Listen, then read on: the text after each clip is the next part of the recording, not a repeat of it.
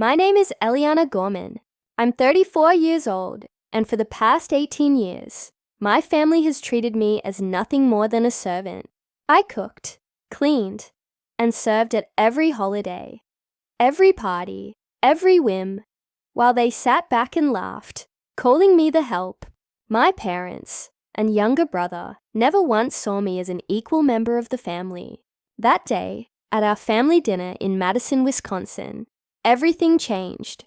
My father leaned across the table, his voice sharp as a blade, and said, "Tomorrow you're cooking for 30 guests, or you're out of this house."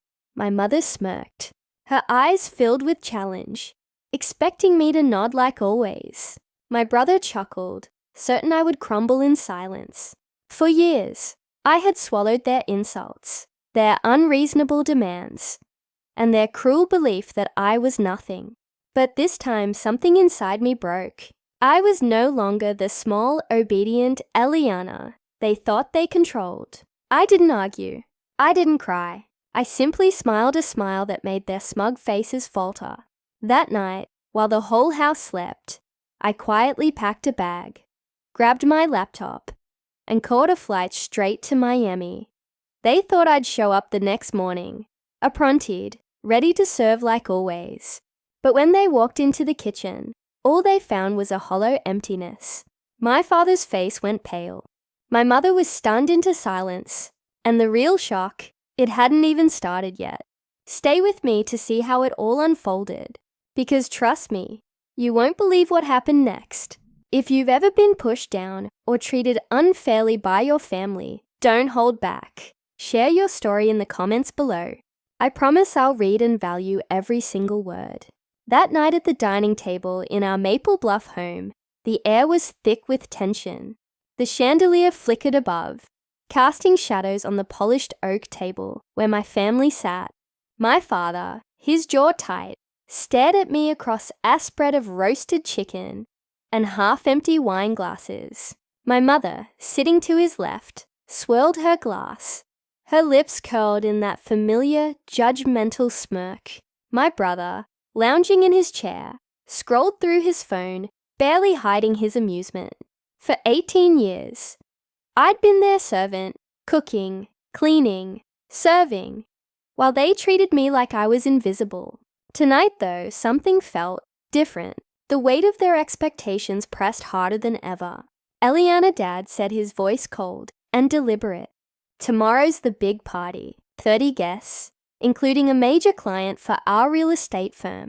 You're handling the food, setup, everything. No excuses." His words weren't a request. They were in order. I gripped my fork, my knuckles whitening. Before I could respond, Mom chimed in, her tone dripping with disdain. "Don't mess this up, Eliana. It's not like you have anything better to do. You're not exactly drowning in ambition." My brother snickered, not even looking up from his phone. "Yeah, Liz, stick to what you're good at, chopping onions and wiping counters." Their laughter stung sharp and familiar, cutting into wounds I'd carried since I was 16. I stared at the table, my mind racing back through the years. Growing up in this house, I was always the afterthought. My room, once a sanctuary, had been turned into a storage closet for Mom's charity gala decorations and Dad's old golf clubs. They'd parade my brother's advertising awards, his framed certificates, lining the hallway, while my name was barely mentioned unless they needed something. Eliana cooked this. Eliana cleaned that. I was their maid, their errand girl, their invisible daughter. At 17, I'd begged to move out to chase my own dreams. But Mum had laughed, saying, "You on your own, you'd never make it." Dad had nodded, dismissing me with a wave. My brother, 4 years younger, soaked up their praise, their attention, their belief that he was destined for greatness. I was just the one who made their lives easier.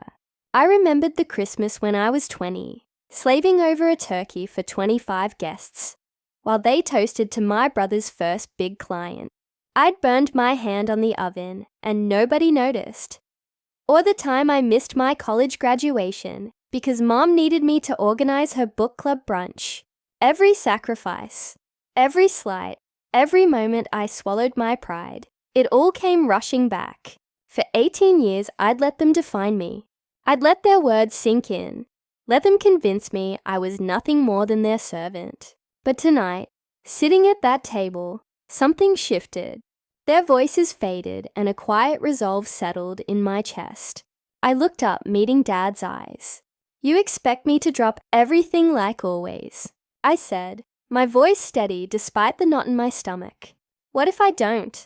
The room went silent. Mom's smirk vanished, replaced by a flash of irritation. "Don't be ridiculous, Eliana," she snapped.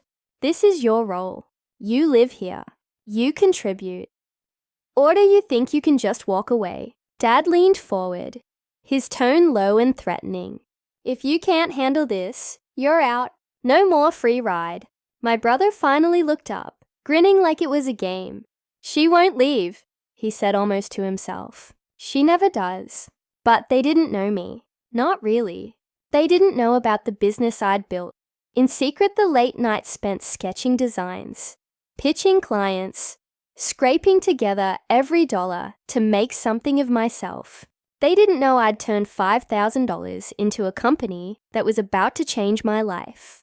I pushed my chair back, the scrape of wood against tile echoing in the quiet. "You'll see," I said, standing. Their eyes followed me, confused, almost amused, as if they thought I was bluffing. I wasn't. For the first time, I saw a way out, not just from the dinner, but from this house, this role, this life they'd forced on me. As I walked away from the table, my heart pounded, not with fear, but with purpose. I wasn't their servant anymore. I was done. After dinner, I slipped upstairs and opened my laptop to check an urgent email.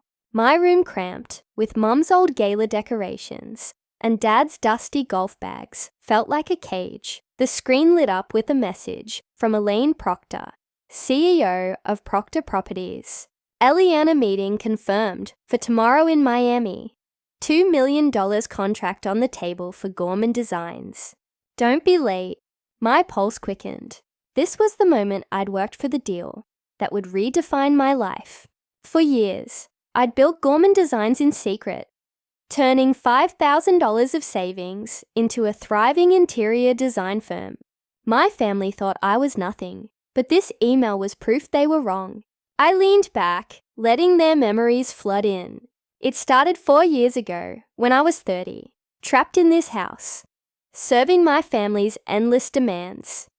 I'd always loved design sketching layouts, reimagining spaces, but Mom called it a childish hobby. Dad dismissed it as a waste of time. My brother just laughed, saying I'd never amount to anything. So, I worked in the dark. After washing their dishes, I'd sketch floor plans on a second-hand laptop. I saved every cent from Odd Jobs Dog, working freelance bookkeeping until I had $5,000. With that, I registered Gorman Designs, built a website, and pitched my first client, a small Miami hotel. They loved my work. One project led to another, then another. Soon, I had a team, a portfolio, and clients across Florida.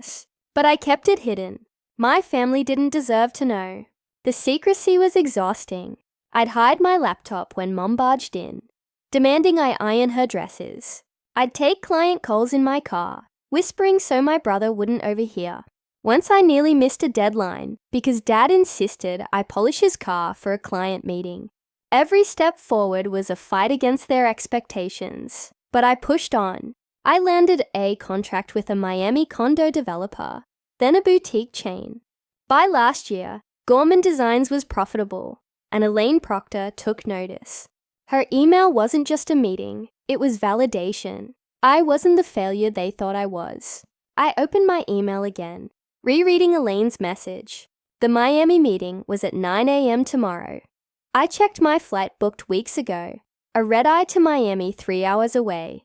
My hands moved with purpose as I gathered my Essentials laptop design folder, a few clothes for the trip.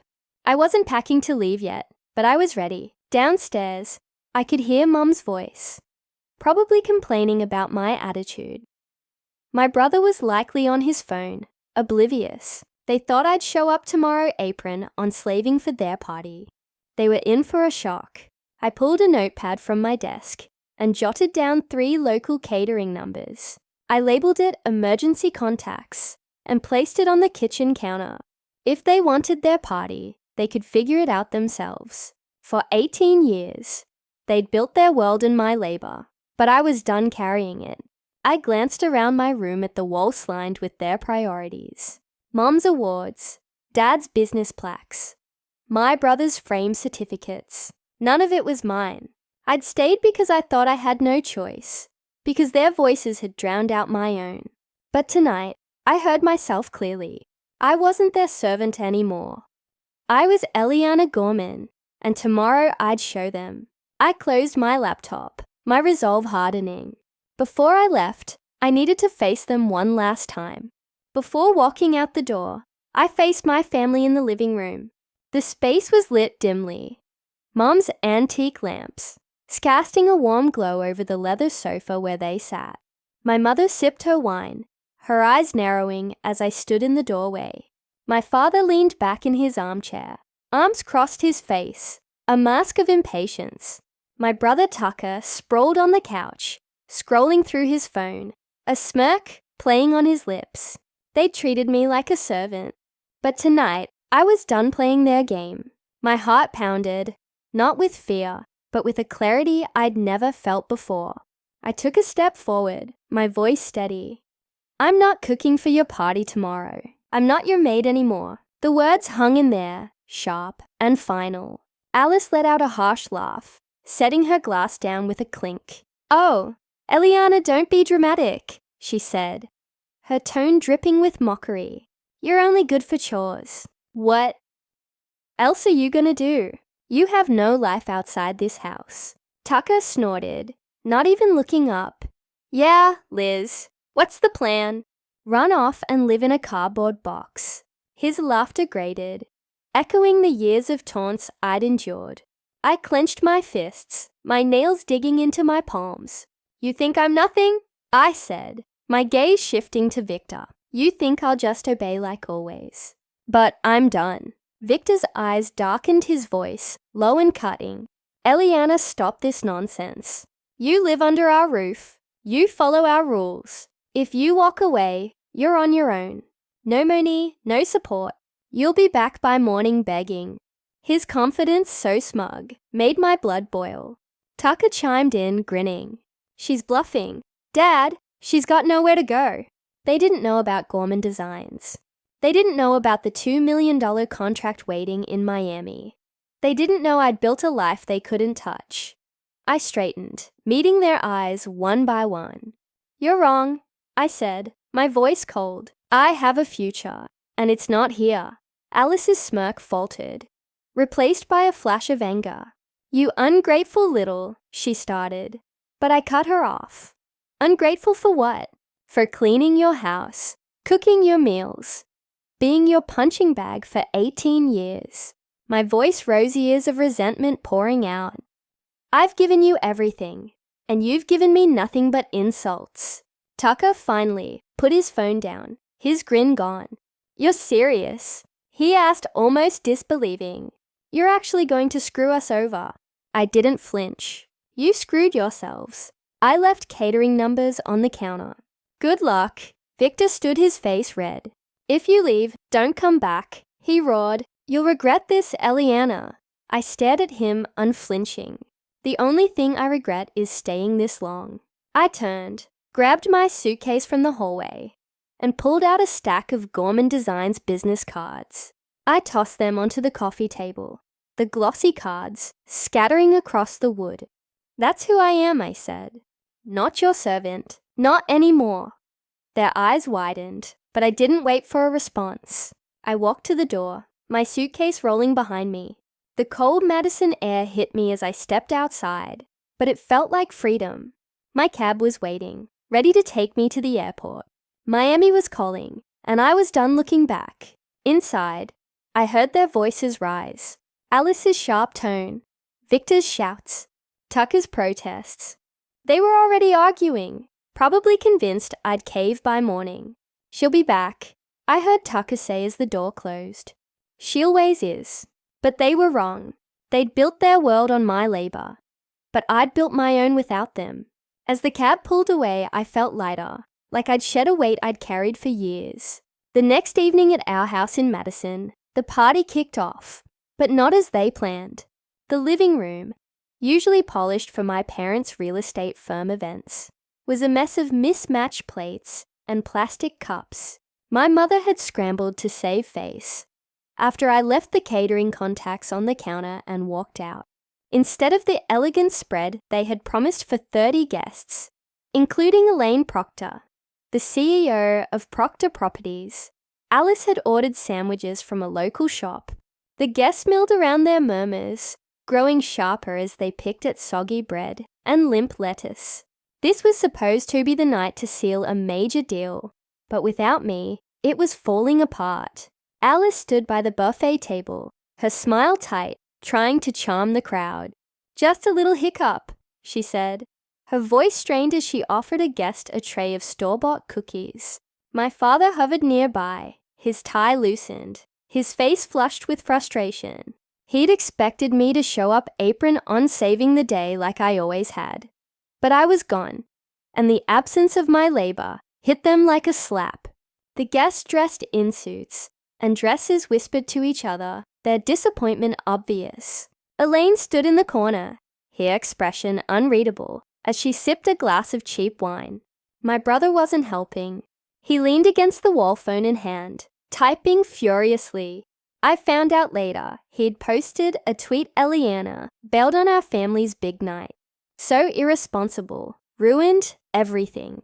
His words, sharp and public, painted me as the villain. He didn't mention the years I'd slaved for their events, the nights I'd spent cooking for their clients.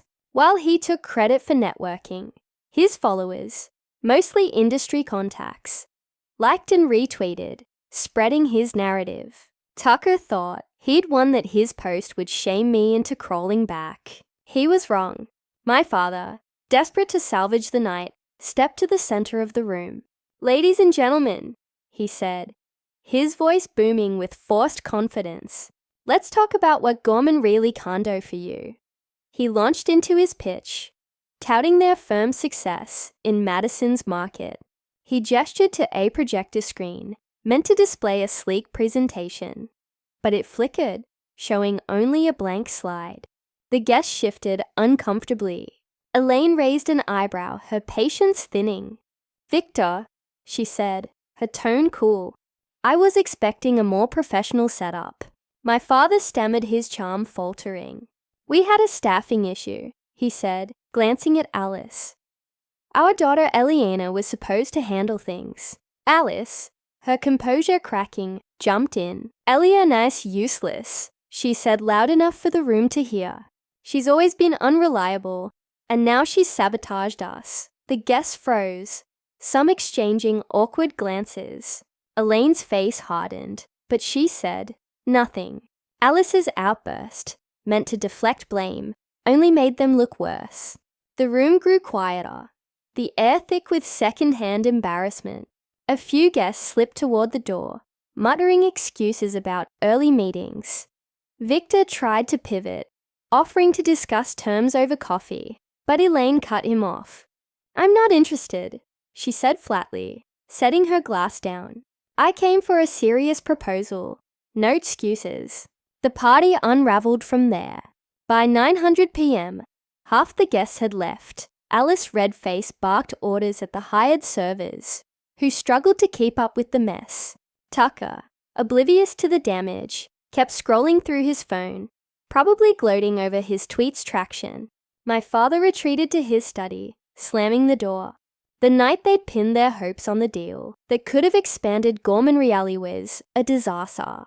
They blamed me, of course. Alice spent the evening telling anyone who'd listen that I'd betrayed them, that I'd always been a failure. Tucker's tweet gained more likes. Each one, a knife they thought would cut me down. But they didn't know I was in Miami, hours away, preparing for the biggest meeting of my life. They didn't know that Elaine, the woman they'd failed to impress, was about to hear my pitch. Their world was crumbling, and mine was just beginning. The next day, I walked into the most important meeting of my life. The conference room at Proctor Properties headquarters overlooked the ocean sunlight glinting off glass walls. I adjusted my blazer, my portfolio, under my arm and took a deep breath. Elaine Proctor sat at the head of the table, her sharp eyes scanning my designs.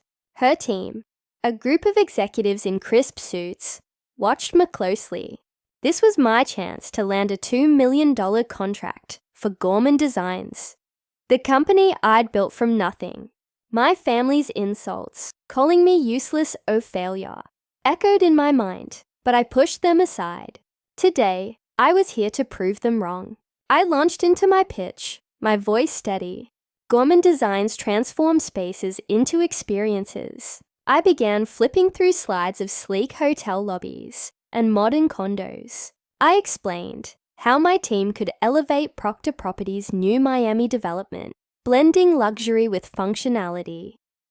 Elaine leaned forward, nodding as I detailed timelines and budgets. Halfway through, she raised a hand. "Eliana," she said, her tone curious. "Your name sounds familiar. Were you supposed to be at a party in Madison last night?" My stomach tightened. I hadn't expected her to connect the dots. I hesitated, then nodded. That was my family's event. I wasn't there. Elaine's eyes narrowed slightly. "Your mother, Alice, was it called you unreliable in front of everyone? Said you ruined their night." The executives exchanged glances, and I felt heat rise to my cheeks, but I held her gaze. "My family underestimated me," I said. "They thought I was just their servant. But I've built Gorman Designs from $5,000 into what you see here. I'm not defined by their mistakes." Elaine studied me, then smiled faintly. "I respect that," she said. "Let's see the rest of your pitch." I continued, my confidence growing. I walked them through renderings, color schemes, and client testimonials. By the end, Elaine was sold. "This is exactly what we need," she said, extending her hand. "We're signing with Gorman Designs. $2 million is discussed." I shook her hand, my heart pounding with triumph. The contract was mine. Years of late nights, hidden calls, and stolen moments had led to this. As we finalized the paperwork, Elaine leaned in. "You know, your family's party was a disaster. Sandwiches from a corner store. No wonder they were desperate to blame you." I managed a small smile. "They'll figure it out," I said, but I knew they wouldn't. Later that day, Elaine posted on LinkedIn, "Thrilled to partner with Elizabeth Gorman and Gorman Designs for our Miami project. Her vision and resilience are unmatched. A true professional who delivers when others falter." Her post, tagged with my name and company, went viral in industry circles. It was a glowing endorsement, but it also laid bare the truth. I was the one my family had trashed, the useless daughter who'd outdone them all. I stared at the post on my phone, watching the likes and comments pile up. Industry leaders I'd admired for years were congratulating me. For the first time, I felt seen, not as a servant, but as Eliana Gorman. Back in Madison, my family saw the post. My phone buzzed with notifications, missed calls from Mom, Dad, even Tucker. Voicemails piled up, their voices ranging from angry to frantic. "Eliana, how could you humiliate us like this?" Mom's messer. Message hissed, "Get back here and explain yourself." Dad's was, "Kurt, you think you're better than us. Call me." Tucker's was smug. "Nice stunt, Liz, but you're still nobody." I didn't answer. I didn't need to. Their words couldn't touch me anymore. I'd built my own world, and they weren't part of it. I sat in my Miami hotel room, the contract signed, the city skyline glittering outside. For 18 years, I'd let their doubts define me. No more. Elaine's post wasn't just praise. It was proof. I'd turned $5,000 into a $2 million deal, and the world was starting to notice. My family's calls kept coming, but I silenced my phone. They'd built their lives on my labor, but I'd built mine on my own terms. The next morning, an Incan article turned my family's world upside down. Titled Elizabeth Gorman, Self-Made Entrepreneur of the Year. It detailed how I'd built Gorman Designs from scratch into a powerhouse in interior design entirely, on my own. The article praised my vision, my relentless drive, and the $2 million contract I'd sealed with Proctor Properties in Miami. Back in Madison, my family, Alice, Victor, and Tucker, read the headline and saw their lies unravel. They'd called me useless, a failure, but now the world knew I'd never needed them. I was in Miami, scrolling through the article on my hotel balcony when my phone started buzzing. Missed calls from Mom, Dad, and Tucker's piled up, but I let them ring. The ink piece wasn't just a win. It was a reckoning. Alice and Victor, who'd leaned on my labor to prop up Gorman really, were crumbling. The article didn't name them, but their party disaster was already industry gossip. A sharp email from Elaine Proctor to my father sealed their fate. Due to your unprofessional conduct, Proctor Properties will not partner with Gorman really. Their shot at a major deal was dead. Their reputation in tatters because of their own mistakes. Tucker's fall was even steeper. His tweet branding me responsible for ruining their party had blown up in his face. The insert article linked to Elaine's LinkedIn post, which hailed my professionalism. Twitter users, colleagues, clients, random followers piled on. Tucker Gorman lied about his sister. One tweet read, "She's a star and he's a fraud." A marketing exec he'd pitched to tweeted Tucker's agency is done. You can't build a brand in dishonesty. His followers plummeted and clients bailed, spooked by the backlash. Tucker, who'd always skated by on charm, was losing his standing in the ADW world. In Madison, my family was unraveling. I learned later from a mutual friend that Alice had spent the morning in tears, clutching the article. We were wrong about her. She whispered to Victor, her voice breaking, "We need to fix this." Victor, usually unyielding, nodded grimly, dialing my number again. They'd called repeatedly, leaving voicemails that flooded my inbox. Mom's voice trembled. "Eliana, I'm so sorry. We didn't know. Please call me back." Dad's was heavy. "We made a mistake. Eliana, let's talk." Tucker was shaky, stripped of his usual arrogance. "Liz, I messed up. I didn't mean it. Can we start over?" Each message begged for forgiveness, a chance to mend what they'd broken. But I didn't answer. I deleted every voicemail, my hands steady. For 18 years, I'd been their servant, cooking, cleaning, swallowing their insults. They dismissed my dreams, mocked my worth, and only now, when the world saw me, clearly did. They want me back, but I was done. I wasn't the girl who'd cowered under their expectations. I was Elizabeth Gorman Entrepreneur of the Year, and I owed them nothing. Their apologies, sincere or not, couldn't erase the years they'd stolen. In my hotel room, I opened my laptop to a flood of emails. The Incan article had sparked a wave of interest. Hotels in Los Angeles, developers in Boston, even a museum in Seattle wanted Gorman Designs. My team was swamped, scheduling meetings and drafting proposals. Back in Madison, my family's world built on my labor was collapsing. Their house filled with their awards and egos felt like a distant memory. I'd drawn a line and they couldn't cross it. My phone buzzed again, but I turned it off. The world saw me for who I was, and that was enough. While my family faced the fallout, I threw the biggest event of my career in Miami. The grand opening of Gorman Designs' new branch was a spectacle. Golden chandeliers sparkled in a sleek showroom, showcasing all latest designs for luxury hotels and condos. Over 200 guests from real estate tycoons to interior design influencers sipped champagne and toured mock-ups of our work. I stood at the center, my navy dress sharp, my smile steady. This wasn't just a launch, it was a statement. I'd built this empire on my own terms, and tonight, Miami's elite were here to witness it. The showroom buzzed with excitement. A developer from Chicago approached me eyes wide. "Eliana, your designs are agameka," he said, handing me his card. "We need you for our downtown project."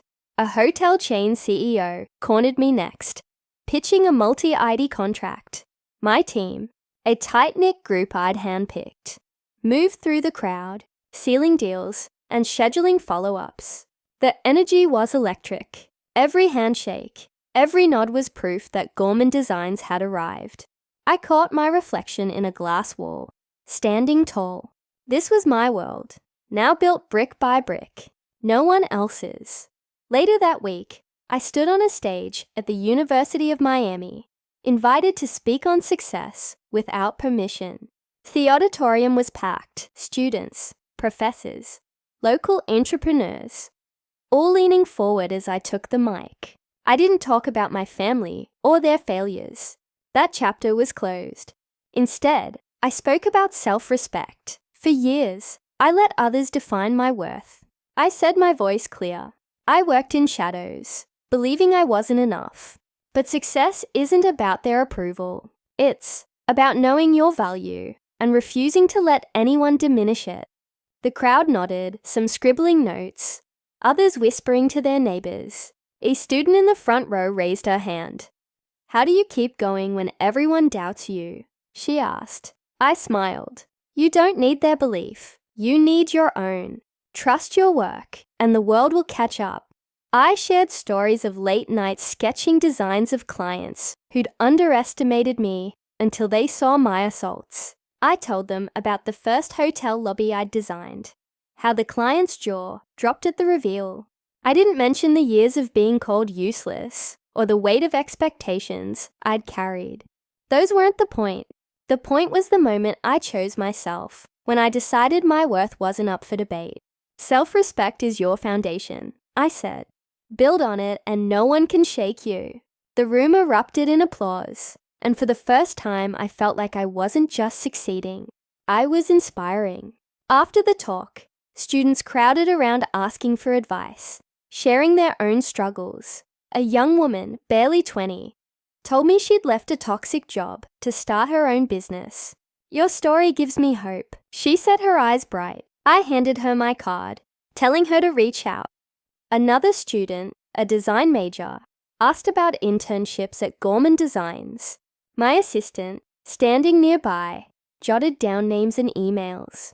The room felt alive with possibility, and I realized this was bigger than me. I wasn't just building a company. I was building a legacy. As I left the university, the Miami skyline glowed against the night. I thought about the girl I'd been quiet, obedient, always trying to please. She was gone. In her place was Eliana Gorman, a woman who'd claimed her space and refused to shrink. Self-respect wasn't just a lesson. It was my armor. I didn't need anyone's permission to shine, and I never would again. To everyone watching this story unfold, I have one thing to say. You are enough. If you've ever felt trapped by family, by doubt, by expectations, know this. You can break free. Your worth isn't tied to their approval. It's in your heart, your work, your courage. Share your story in the comments. Tell me how you've stood up, how you've claimed your place. Let's inspire each other to keep going, to keep building, to keep choosing ourselves.